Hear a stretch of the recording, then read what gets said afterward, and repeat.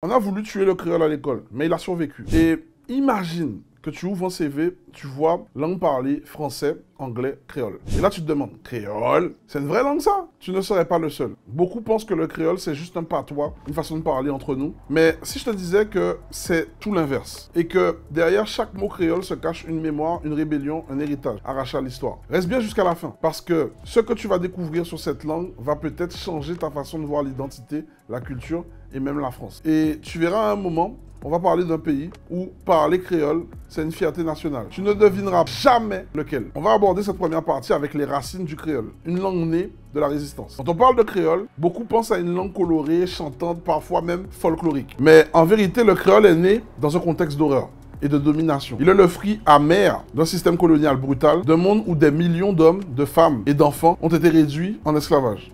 Tout commence au XVe siècle, avec les premières expéditions portugaises en Afrique, puis très vite, les Espagnols, les Français, les Anglais et les Hollandais s'engouffrent dans la traite transatlantique. Ils déportent massivement des populations africaines vers les plantations d'Amérique et des Caraïbes. Ces captifs venaient des régions différentes, du Sénégal, du Bénin, du Nigeria, du Congo, d'Angola, et ils parlaient des langues radicalement distinctes, comme le Wolof, le Kikongo ou le Yoruba. Et tu vas voir dans un instant pourquoi aujourd'hui encore, parler cette langue sur un simple CV peut être vu comme une faiblesse. Et c'est là que l'histoire prend une tournure étonnante. Mais revenons à la base. Sur les bateaux négriers, puis dans les plantations, ces personnes n'avaient pas d'autre choix que de communiquer, car la survie, l'organisation, la solidarité, tout passait par un langage commun. Et c'est là que naît le processus créole. Pas du jour au lendemain, pas par décision de roi, mais dans des champs de canne, autour de fours à sucre, dans les cases, entre esclaves, et parfois avec les colons. Au départ, on parle de pidgin, une sorte de langage de contact basique simplifié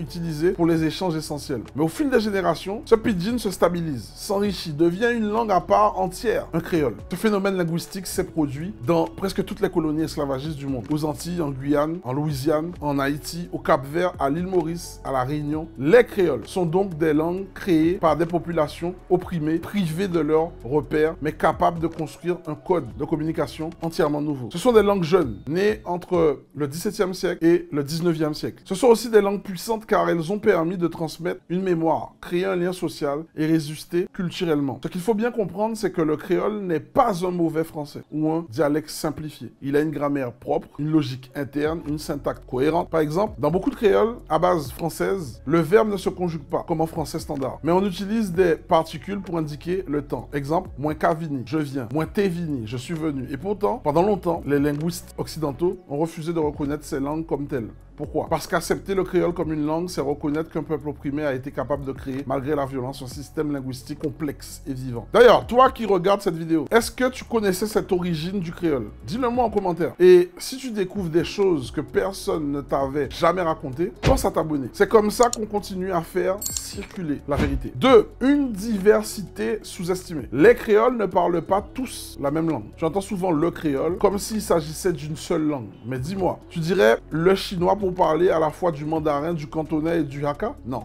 Eh bien, pour le créole, c'est pareil. Il n'y a pas un seul créole, mais des dizaines. Et c'est là que ça devient fascinant. Un martiniquais et un réunionnais peuvent se saluer, se sourire, mais dès qu'ils entrent dans une vraie discussion en créole, ils risquent de se perdre. Pas parce qu'ils sont bêtes, mais parce que leurs langues ne sont pas identiques. Et attends un peu. Dans un instant, tu vas voir pourquoi ce malentendu linguistique est précisément ce qui empêche la reconnaissance officielle de ces langues en France. Reste bien avec moi. Il faut savoir que les créoles sont apparus un peu partout où des populations africaines réduites en esclavage ont été forcées de cohabiter avec des colons européens. Antilles, Guyane, Louisiane, Cap-Vert, Haïti, Seychelles, île Maurice, La Réunion. Mais ces populations venaient de régions d'Afrique différentes. Et les colons, eux, parlaient aussi des langues différentes. Français, anglais, portugais, néerlandais. Résultat, les créoles se sont formés indépendamment les uns des autres, avec des bases lexicales communes, souvent européennes, mais des influences grammaticales et culturelles très variées. Les linguistes les classent généralement par famille lexicale. Créole à base française, Martinique, Guadeloupe, Guyane, Haïti, Réunion. Créole à base anglaise, Jamaïque, Barbade, Belize. Créole à base portugaise, Cap-Vert,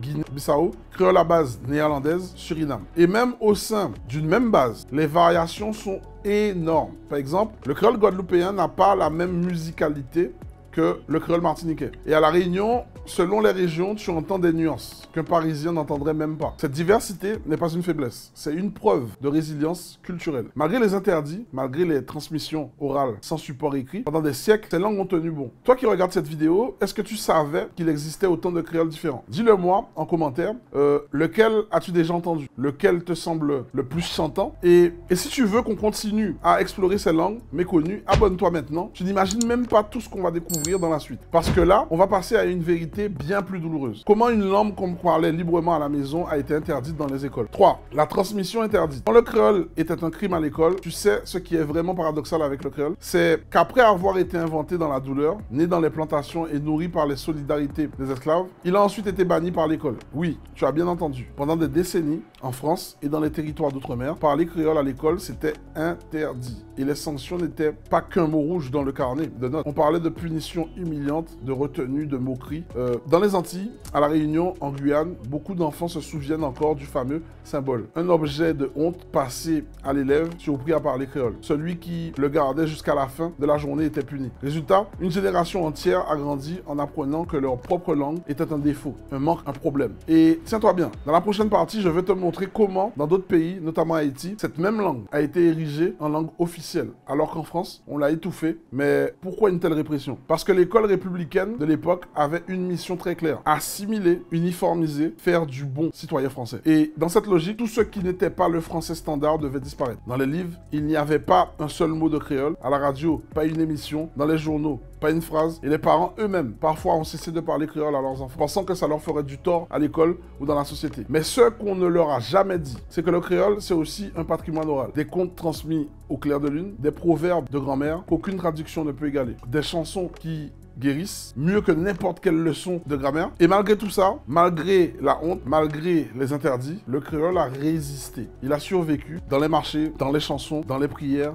dans les carnavals. Tu connais quelqu'un qui a grandi avec l'interdiction de parler de créole? Ou peut-être que c'est toi? Partage ton expérience en commentaire, je lis tout. Et si tu veux qu'on remette la lumière sur ce qu'on a tenté d'effacer, abonne-toi maintenant. On est ensemble dans cette démarche. Et tu vas voir, la suite va te redonner espoir. Parce qu'il y a des pays où le créole a été reconnu, respecté, protégé. Partie 4. L'exemple haïtien et les résistances modernes. Quand le créole devient un drapeau, tu veux voir un pays qui ne se cache pas pour parler créole? Un pays où cette langue est affichée, revendiquée, défendue? Regarde Haïti. En Haïti, depuis la Constitution de 1987, le créole est une langue officielle, au même titre que le français. Et ce n'est pas un détail, c'est une déclaration d'indépendance culturelle. Parce que Haïti n'a pas seulement gagné sa liberté par les armes au XVIIIe siècle, il l'a aussi défendue dans sa langue. Là-bas, tout le monde parle le créole. C'est la langue du peuple, de l'école, de la politique, des médias, de la musique, de la littérature. Et elle n'est pas vue comme un frein, mais comme une richesse. Et reste bien avec moi parce que, un peu plus loin, je vais te raconter ce qui s'est passé en 2023 en Martinique. Une décision historique, suivie d'un énorme retournement choquant. Ce qu'Haïti nous montre, c'est qu'il est possible de reconnaître le créole comme langue nationale. Il suffit d'une volonté politique, d'une fierté assumée, et cette fierté, elle est partout. Là-bas, dans les proverbes, dans les textes de Wycliffe, dans les discours de professeurs, dans les dessins animés pour enfants. Mais maintenant, regarde la France. En 2023, l'Assemblée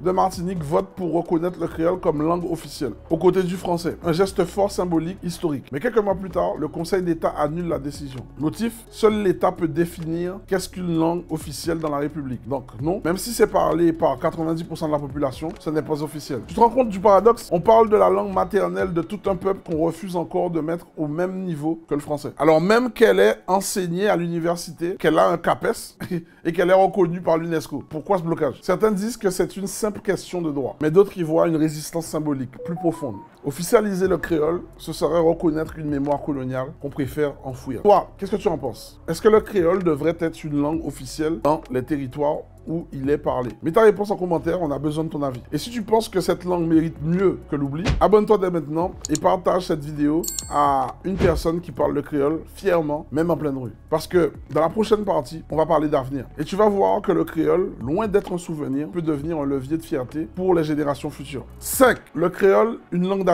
Tu sais maintenant d'où vient le créole. Tu sais ce qu'il a traversé. Ce n'est pas juste une façon de parler entre nous. C'est un héritage de survie. Une invention collective née de la douleur, mais portée par la résilience. Et Aujourd'hui, alors qu'on pourrait croire que le créole appartient au passé, il devient au contraire une langue d'avenir. Reste bien encore un petit instant, car je vais te poser une question qui pourrait vraiment changer la façon dont tu regardes ton identité ou même ton CV. Partout, les langues meurent. Selon l'UNESCO, une langue disparaît toutes les 2 semaines. Mais le créole, lui, est toujours là. Il vit dans les marchés, dans les musiques urbaines, dans les conversations entre grand-mère et petits-enfants, dans les slogans, les pièces de théâtre, les vidéos TikTok et surtout, il évolue. Il s'écrit de plus en plus, il s'enseigne, il se normalise. Il inspire des artistes, des écrivains, des militants. Il devient un vecteur d'estime de soi. Parce que parler créole, ce n'est pas casser le français. C'est dire le monde autrement. Avec ses images, ses métaphores, son rythme, ses émotions. Tu veux dire ça me touche? En créole, tu dis ça frappait moins en cœur. Tu sens la différence? Le cœur y est littéralement. Mais il y a encore du travail. Car dans les institutions, dans les médias nationaux, dans les administrations, le créole reste souvent relégué. Et pourtant, imagine un monde où un enfant peut apprendre à lire en créole avant d'apprendre une autre langue.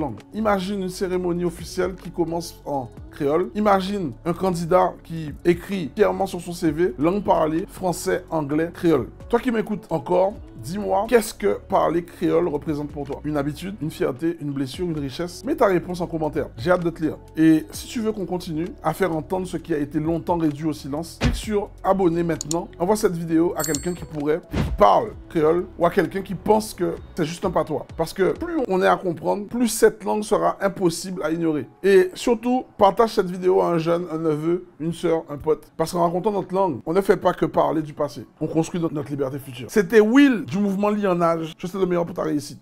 Ciao!